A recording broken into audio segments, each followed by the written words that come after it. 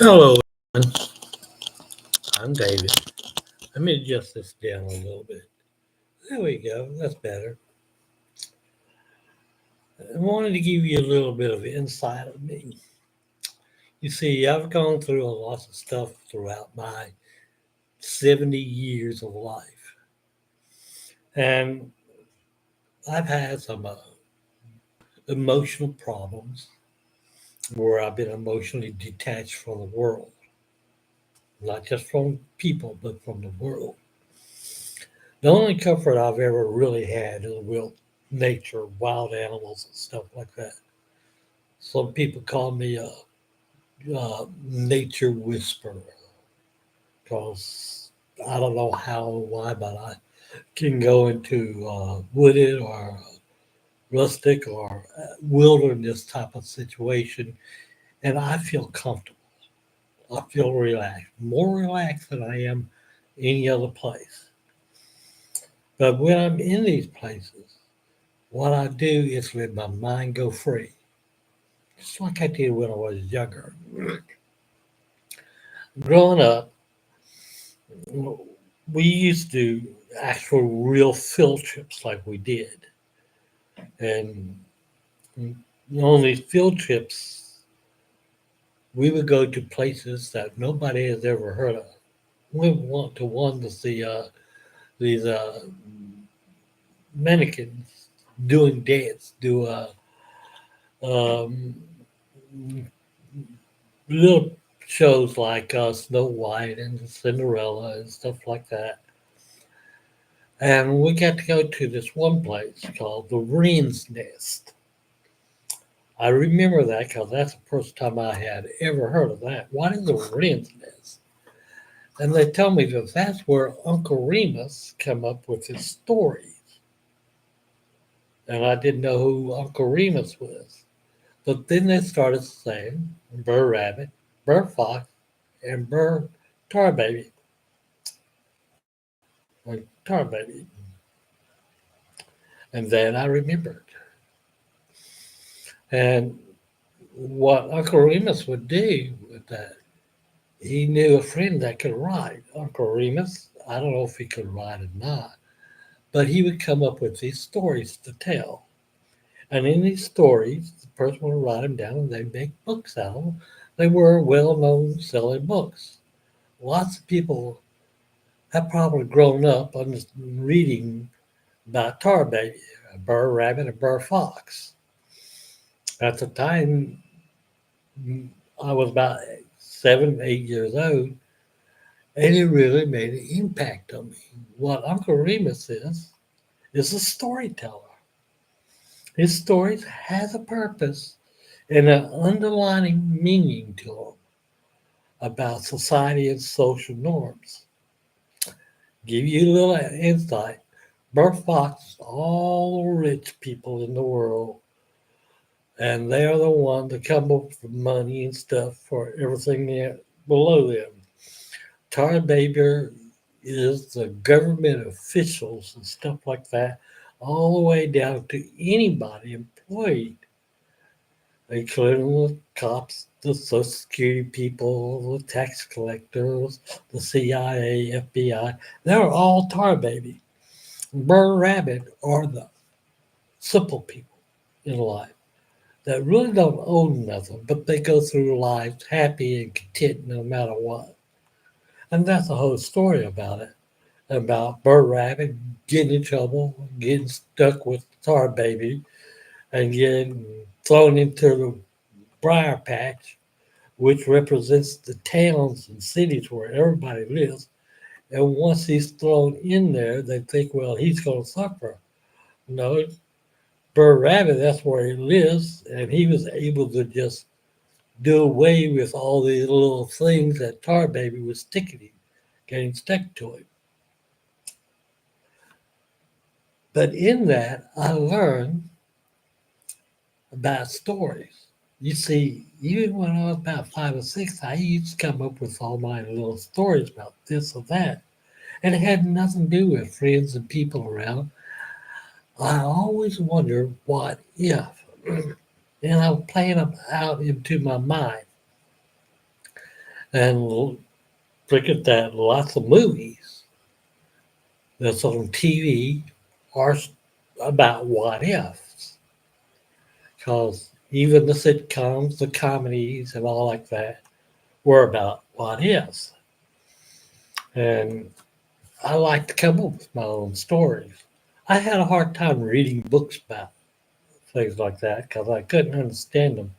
But once I did understand them, I come to realize that books, except for ones that helping you grow and learn, are about what ifs.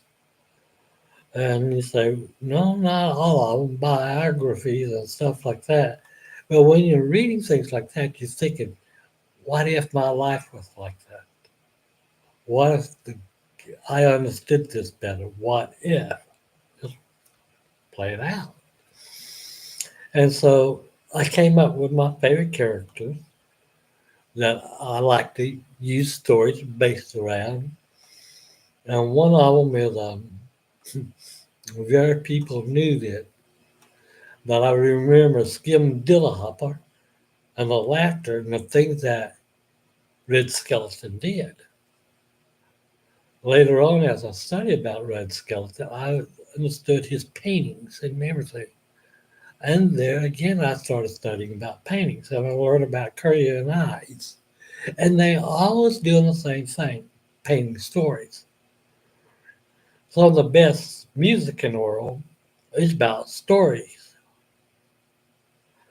And all of them are like that. Doesn't make any difference. As long as they tell a story that gets you to believe something, then you're playing the what if game.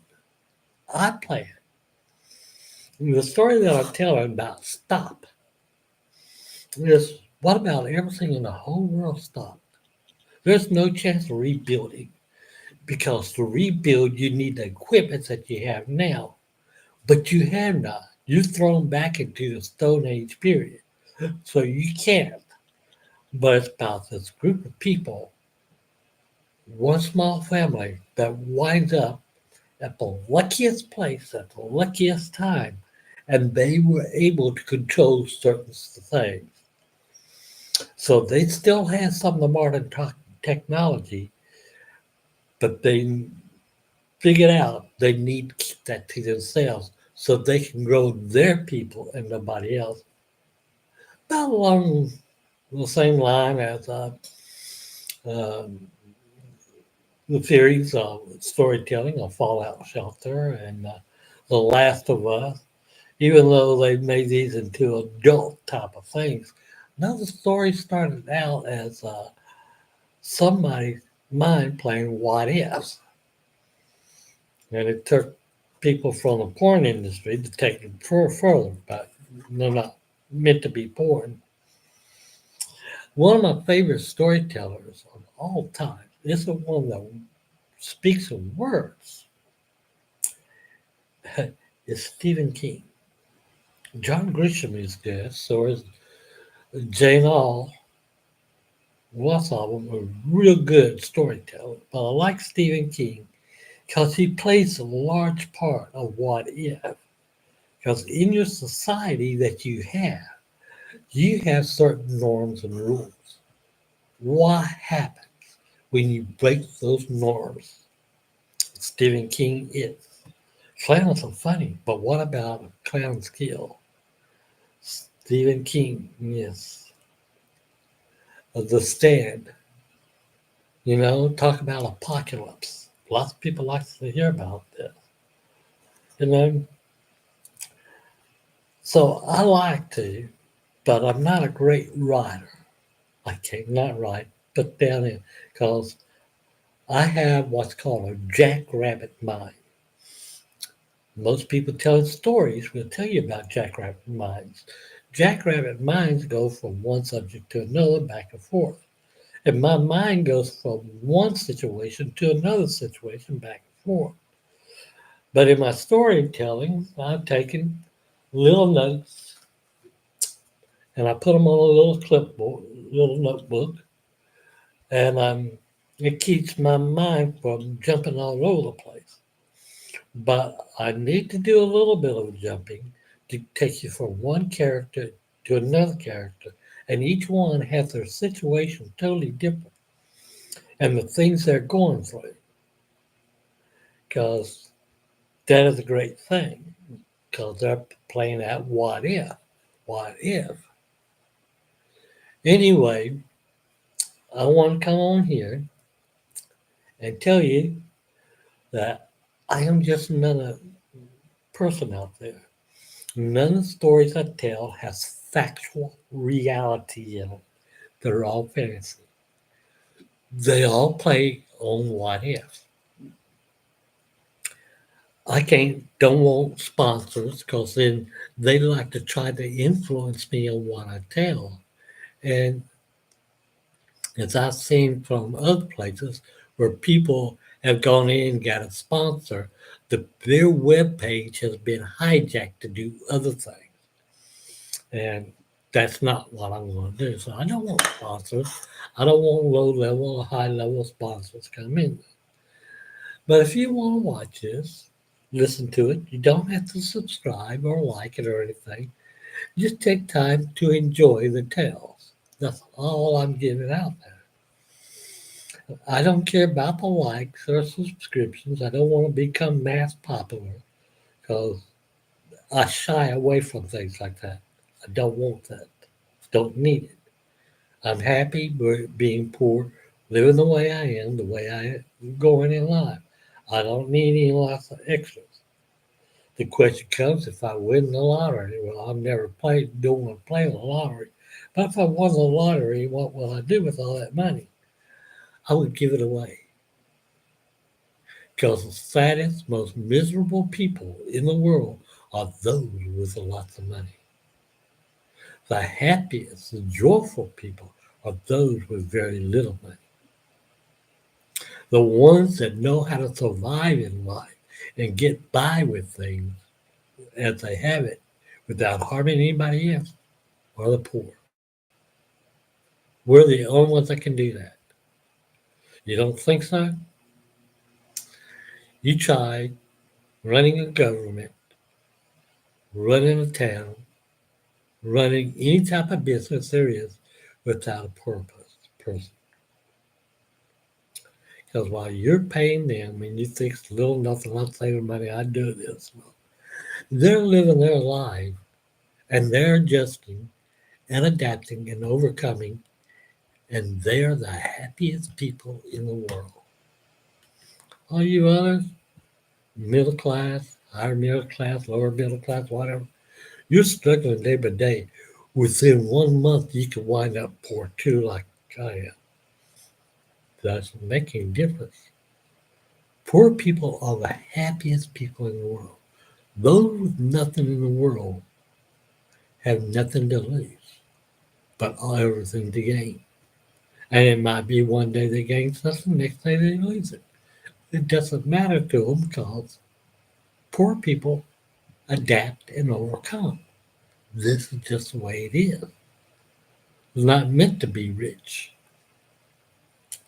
And I'm coming to you now on Christmas Eve, the way it is, because let you know, I believe in God and Jesus. I don't practice as the Bible is the absolute word of God, nor do I think the Quran is the absolute word of Allah. Because too many men got into it and did their own little things and corrupted them. If they hadn't, I might be willing to listen to them. But men come in and manipulated the Bible and the Quran to say things that men wanted to say. And they do this out of hatred and prejudice and to set themselves up to be more than what they are. They're just poor people want to get you to give them money.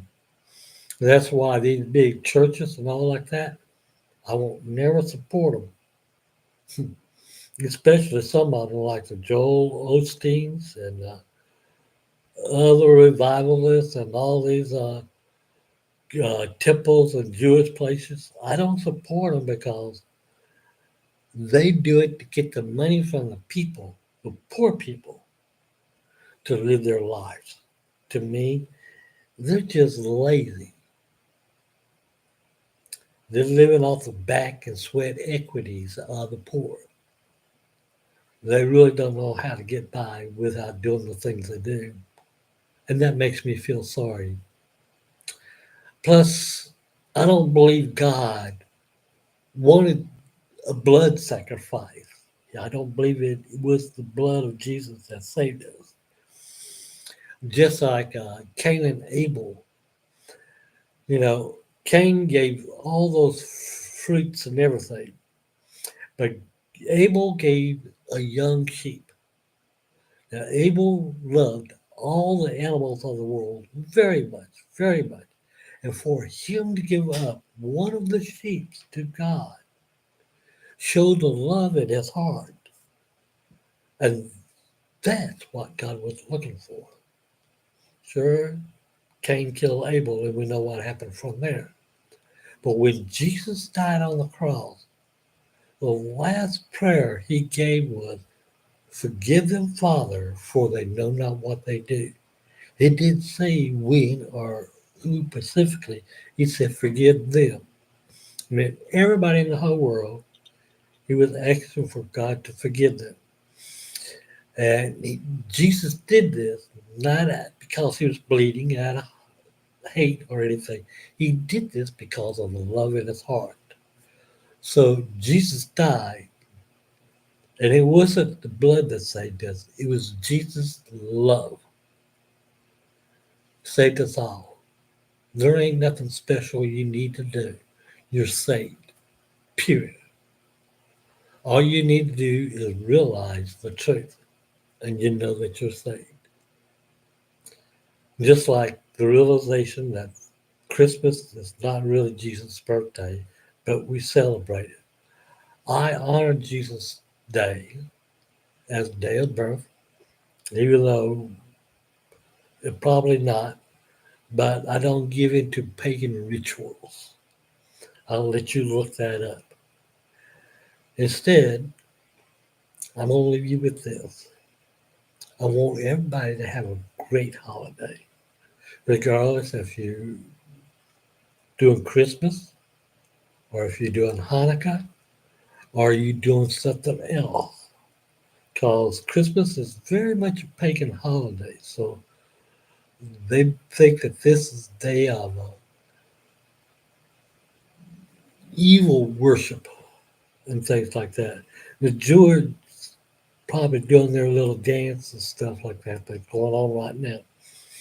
But either way, I want everybody to be happy. I have no fault with anybody. Anger with none. Now, sometimes I get angry because there are people that push me to my limit.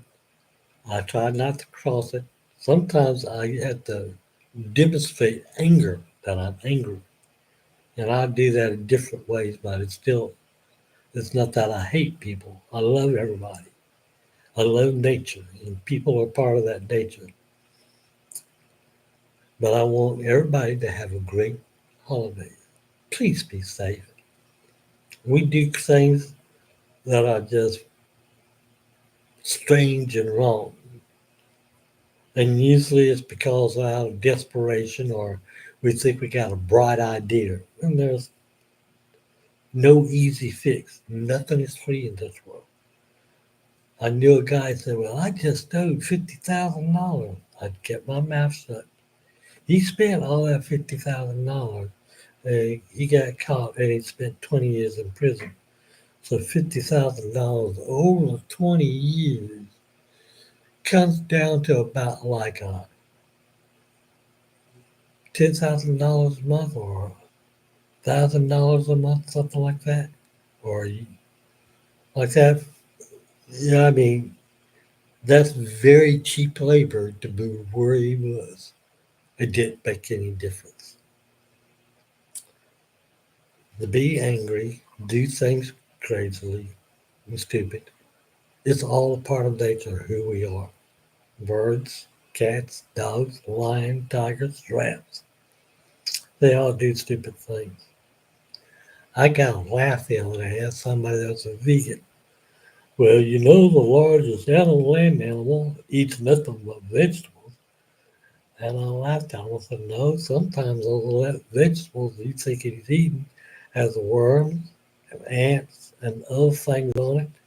And they eat that with it. That's their protein that they're getting from it. And I started thinking, I said, they don't wash the vegetables and clean them up. They don't clean the leaves before they stick them in their mouth. They don't watch to see if there's grasshoppers and stuff like that on the grass that they pull up. No, they don't do that. And I turned around and said, and plus, the largest animal in the world is a whale, which is a mammal. But they don't eat plants and stuff like that. It's called a whale. And lots of people think the gray whale is the largest, but no, it's the shark whale or what's called the baleen whale because they open up their mouth and they suck in nothing but krill. Well, they suck in other things, but that's their main thing is take to digest the krill, which is pure protein and animal matter. So the largest animal in the world, which is a mammal, not land animal, but animal in the world, eats meat. That was a hard reality. I should not have done that to him, and I apologize to him for it. Just vegetables are very good. I think we need to have 80% of all our diet vegetables. Another 10% should be fruits. Another 10% should be protein of some kind. I got lots of theories, lots of dreams going on, but that's my diet plan, and that's what I stick by. And I hope that everybody comes and listen to the great stories that I'm telling. I can't call them great yet, but the stories. Just sit back, listen to me, and enjoy the tales that I'm telling of what if. And if you don't think that I'm a storyteller, look at all the great movies on TV that started because of a storyteller. My name's David. You have a good day, and I'll talk to you again later. New part of Stop